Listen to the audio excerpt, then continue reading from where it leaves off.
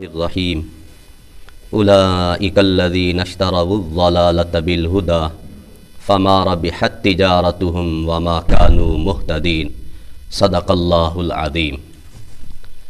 اللہ فرماتے ہیں اولئک الذین، یہ ایسے لوگ ہیں اشتروا الضلالة، جنہوں نے گمراہی کو خریدا بالہدی، ہدایت کے بدلے میں، فما ربحت تجارتهم، ان کی تجارت نے انہیں نفع نہیں دیا، وما كانوا مہتدین، نہ ہی یہ ہدایت پر قائم رہے۔ یہ اللہ نے منافقین کے بارے میں فرمایا، یہ ایسے لوگ ہیں جنہوں نے گمراہی کو ہدایت کے بدلے میں خرید لیا، ایسی تجارت کی۔ اب یہ خریدنے کی جو تجارت ہوتی ہے، اس میں تو ایسے ہوتا ہے نا، لین دین ہوتا ہے، گویا ہدایت دے دی، گمراہی خرید لی۔ اب سوال ہوتا ہے، منافق تو کافر تھے، ان کے پاس تو ہدایت تھی نہیں، یہ کیسی بات آ گئی کہ انہوں نے ہدایت کے بدلے میں گمراہی خرید لی، ہدایت دے دی، گمراہی لے لی؟ مفسرین نے اس کے جواب دیے ہیں۔ وہ کہتے ہیں دیکھیں، اللہ نے میرے نبی علیہ السلام نے حدیث میں فرمایا، کل مولود یولد علی الفطرہ، ہر پیدا ہونے والا بچہ وہ فطرت سلیمہ پر پیدا ہوتا ہے۔ ابواہ یحودانہ او ینصرانہ او یمجسانہ، پھر اس کے والدین اسے نصرانی بنا دیتے ہیں، مجوسی بنا دیتے ہیں، یہودی بنا دیتے ہیں۔ جو بچہ پیدا ہوتا ہے وہ فطرت سلیمہ پر پیدا ہوتا ہے۔ اور فطرت سلیمہ مطلب کیا ہے؟ یعنی اس کے اندر حق کو قبول کرنے کی صلاحیت اور استعداد میرے رب نے رکھ دی ہوتی ہے۔ اگر اس کو اپنے والدین کا غلط ماحول نہ ملے، دوسرا غلط ماحول نہ ملے، جب وہ بالغ ہو، جب وہ بڑا ہو جائے، اس کے سامنے اسلام پیش کیا جائے، وہ فوراً قبول کرے گا۔ اسی طرح قرآن میں بھی اللہ نے فرمایا، فطرت اللہ التی فطر الناس علیہا، اللہ کی وہ فطرت جس فطرت پر اس نے لوگوں کو پیدا کیا، یہ فطرت سلیمہ ہے۔ یعنی اللہ نے جس فطرت پہ لوگوں کو پیدا کیا ہے، اس کے اندر آٹومیٹکلی اس کے اندر حق کو قبول کرنے کی صلاحیت اور استعداد ہے۔ اب منافقوں نے کیا کیا؟ اس استعداد کو خراب کر دیا، اس استعداد کو خراب کر کے یہ استعداد گویا بیچ ڈالی، یہ استعداد دے دی، اس کے بدلے میں گمراہی لے لی۔ اسی کو اللہ نے فرمایا، یہ ایسے لوگ ہیں جنہوں نے ہدایت کو بیچ دیا، گمراہی خرید لی۔ اور بعض حضرات نے یہ جواب دی، یہ جو جہان ہے نا، یہ سارا جہان یہ منڈی کی حیثیت رکھتا ہے، یہ ایک دکان کی حیثیت رکھتا ہے۔ اس جہان میں ہدایت بھی ملتی ہے، گمراہی بھی ملتی ہے، ایک نمبر کی چیز بھی ملتی ہے، دو نمبر کی چیز بھی ملتی ہے۔ ان منافقوں نے کیا کیا کہ دو نمبر والی چیز گمراہی لے لی، ایک نمبر والی چیز ہدایت نہیں لی۔ اسی کو اللہ نے فرمایا، یہ ایسے لوگ ہیں جنہوں نے گمراہی کے بدلے گمراہی کو خریدا ہدایت کے بدلے۔ یہ جہان ہے، یہاں تو ہر چیز ملتی ہے۔ وَهَدَيْنَاهُ النَّجْدَيْنِ، اللہ نے تو دونوں راستے دکھا دیے، لیکن انہوں نے کیا کیا؟ گمراہی کو لیا، ہدایت کو چھوڑ دیا۔ اب دیکھیں، چونکہ یہاں پہ بات اس چیز کی بھی آ گئی کہ اللہ نے ہر بچے کو فطرت سلیمہ پر پیدا کیا ہے، تو یہاں مفسرین ایک نکتہ اٹھاتے ہیں، کیا کافروں کے جو چھوٹے بچے، مشرکوں کے چھوٹے بچے جو فوت ہو جاتے ہیں، ان کا کیا بنے گا؟ وہ جنتی ہیں یا جہنمی ہیں؟ اس کے بارے میں مفسرین نے کئی اقوال نقل کیے۔ کچھ حضرات فرماتے ہیں، دیکھیں یہ اپنے ماں باپ کے تابع ہو کر دوزخ میں جائیں گے۔ باب الجہاد میں کہتے ہیں، ایک حدیث آتی ہے، میرے نبی علیہ السلام سے پوچھا گیا، جب ہم جہاد کر رہے ہو تو صحابہ نے پوچھا، افراتفری ہوتی ہے، بعض اوقات رات کا وقت ہوتا ہے، وہ پہچان ہی نہیں ہوتی، بعض اوقات چھوٹے بچے بھی بیچ میں قتل ہو جاتے ہیں، ان کا کیا بنے گا؟ میرے نبی علیہ السلام نے فرمایا، ہم تبع لآبائہم، یہ اپنے والدین کے تابع ہوں گے۔ آپ پریشان نہ ہوا کریں اگر کوئی اس طرح کا کام ہو گیا، قصداً قتل نہ کیا جائے، اگر کوئی ہو گیا ایسا کام تو یہ اپنے ماں باپ کے تابع ہیں۔ جو بعض حضرات نے اس روایت کو دلیل کے طور پر لیا ہے کہ یہ اپنے ماں باپ کے تابع ہو کر دوزخ میں جائیں۔ بعض حضرات فرماتے ہیں نہیں، یہ جنتی ہیں، یہ جنتی ہیں، کیونکہ حدیث میں آتا ہے، رفع القلم عن ثلاث، جو قلم ہے یہ تین بندوں سے اٹھا لیے گیا، ان میں سے ایک بندہ الصبی حتی یحتلم، ایک بچے سے بھی قلم اٹھا لیا گیا ہے جب تک بالغ نہ ہو جائے۔ اب جب رب نے اس کو شریعت کا مکلف ہی نہیں بنایا تو یہ رب کی رحمت سے بعید ہے کہ اللہ اسے دوزخ میں ڈالے۔ امید ہے یہ جنتی ہے۔ اور ایک طبرانی شریف کی روایت بھی انہوں نے حوالے کے طور پر دی ہے، میرے نبی علیہ السلام سے پوچھا گیا کہ یہ جو مشرکوں کے چھوٹے بچے ہیں، کافروں کے چھوٹے بچے ہیں، ان کا کیا بنے گا؟ میرے نبی علیہ السلام نے فرمایا جو اطفال المشرکین ہیں، جو مشرکین کے بچے ہیں، یہ خادم اہل الجنہ، یہ جنتیوں کے خادم ہوں گے۔ تو اس روایت میں یہ بھی آتا ہے۔ ایک تیسرا جواب بخاری شریف کی وہ روایت سے دیتے ہیں کہ میرے نبی علیہ السلام سے پوچھا گیا ان کا کیا بنتا ہے، اس میں میرے نبی علیہ السلام نے فرمایا اللہ اعلم بما کانوا عاملین، اللہ خوب جانتا ہے، اللہ خوب جانتا ہے یہ بڑے ہو کر کیا کرنے والے تھے۔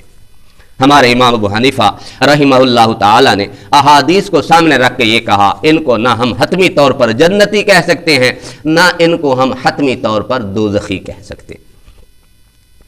یہ مشرکین کے بچے۔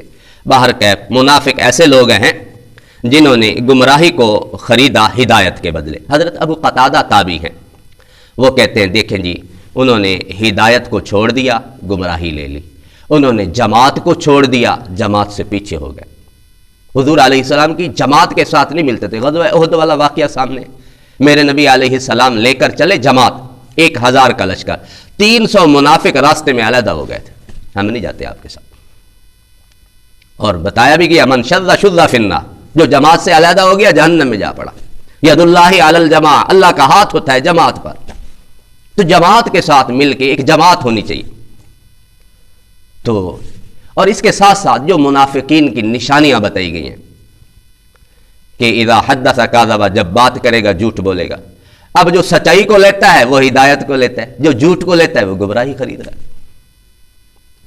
وَإِذَا اؤْتُمِنَ خَانَ، جب امانت رکھی جائے گی خیانت، جو امانت داری والی صفت کو لیتا ہے وہ ہدایت کو لیتا ہے، جو خیانت والی صفت کو اپناتا ہے وہ صاحب ظاہر گمراہی خرید رہا ہے۔ اسی طرح جب کوئی بات آتی ہے لڑائی جھگڑے کی، گالم گلوچ پہ اتر آتا ہے، اگر کوئی صبر کرنے والا ہے وہ ہدایت پہ ہے، جو بالکل گالم گلوچ پہ اتر ہے وہ صاحب ظاہر گمراہی خرید رہا ہے۔ تو حضور علیہ السلام کی سنت کو لینے والا یہ ہدایت کو لینے والا ہے، بدعت کو لینے والا گمراہی لینے والا ہے، میرے نبی کے طریقے کو لینے والا ہدایت پہ ہے، جو نبی کے طریقے سے ہٹ گیا وہ گمراہی پہ ہے۔ ایمان کو جس نے لیا وہ ہدایت پہ ہے، جس نے کفر کو لیا وہ گمراہی پہ ہے۔ یہ کئی اس کے راستے ہیں، اسی ایک آیت کے اندر کئی باتیں آ جاتی ہیں۔ تو میرے رب نے کیا فرمایا، یہ پھر ایسے لوگ ہیں ان کی تجارت نے انہیں فائدہ نہ دیا۔ اس سے کیا لگتا ہے ہماری تجارت ہمیں فائدہ دیتی ہے؟ اور منافقوں کی تجارت تو اتنے گھاٹے میں کہ ایک تو یہ ہوتا ہے نفع نہ ملے، تاجر لوگ بھی بیٹھے، ایک یہ نفع نہ ملے، ایک یہ کہ اصل ہی مارا جائے۔ منافق ایسے لوگ ہیں ان کو نفع کیا ملنا تھا، ان کی اصل پونجی ہی ختم ہو گئی۔ اور اہل ایمان جو ہیں ان کو ان کی تجارت واقعتاً فائدہ دیتی ہے۔ میرے نبی علیہ السلام کے ایک صحابی نے بڑی عجیب تجارت کی، ایمان کے بڑے پکے تھے، کافروں نے پکڑ لیا، سولی پہ لٹکانا چاہا، پوچھا آخری خیر، انہوں نے کہا میری آخری خیر یہ مجھے 2 رکعت نماز پڑھنے دیجئے۔ انہوں نے 2 رکعت نماز پڑھی، اور 2 رکعت نماز اتنی لمبی بھی نہیں پڑھی۔ پھر فرمایا کہ میرا جی چاہتا تھا لمبی نماز پڑھوں، لیکن میں نے سوچا شاید تم سوچو گے کہ موت کے ڈر سے اس نے نماز لمبی کر دی ہے۔ فرمایا میرے جسم پہ جتنے بال ہیں اگر اتنی دفعہ بھی تم مجھے سولی پہ لٹکاؤ میں نہیں گھبراؤں گا، میں دین کی خاطر ایمان کی خاطر جان دے رہا ہوں۔ اور پھر بڑے خوش ہوئے، فزت برب الکعبہ، رب کعبہ کی قسم میں کامیاب ہو گیا کہ مجھے اللہ نے ایمان پہ شہادت دی۔ تو یہ ہیں ایسے لوگ۔ ایک اور صحابی ہیں میرے نبی علیہ السلام نے اس کے بارے میں فرمایا عامل قلیلا واجر کثیرا، عمل اس نے بہت تھوڑا کیا، اجر بہت زیادہ پا گیا، اس کی تجارت نے اسے فائدہ دی۔ میرے نبی علیہ السلام ایک غزوے میں ہیں، وہ صحابی آتے ہیں، وہ پہلے اسلام نہیں لیتے، حضور میں آپ کی مدد کرنا چاہتا ہوں، کھجوریں بھی کھا رہے۔ میرے نبی نے فرمایا لا استعین بمشرک، میں کسی مشرک کی مدد تو نہیں لیتا۔ اس نے بتا دیا میں تو کافر ہوں۔ میرے نبی علیہ السلام سے تھوڑی دیر کے بعد کھجوریں کھاتا رہا، پھر آگے حضور بس میں مدد کرنا چاہتا ہوں، مجھے مدد کرنے دیجیے، مجھے اجازت دیجیے، میں آپ کے دشمنوں سے لڑنا۔ میرے نبی نے پھر یہی فرمایا میں کسی مشرک کی مدد تو نہیں لیتا۔ پھر کھجوریں کھاتا رہا، پھر آ گیا حضور حل کیا ہے، میں کیسے آپ کی مدد کر سکتا ہوں؟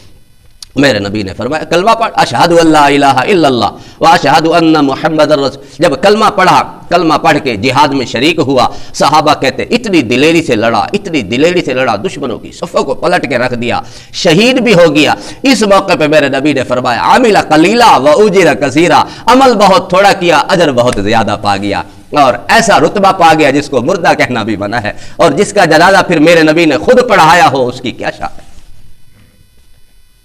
اور میرے نبی علیہ السلام نے ایک مثال سے سمجھایا، کسی کا مکان بن رہا ہو نا، مزدوری پہ مستری لے آئے، مزدور لے آئے، اور وہ صبح سے لے کر ظہر تک کام کریں 10 روپے، پھر ایک اور مزدور لے آئے ظہر سے عصر تک 10 روپے، پھر اور مزدور لایا جس نے عصر سے مغرب تک مزدوری کی، روپیے 20 دیے۔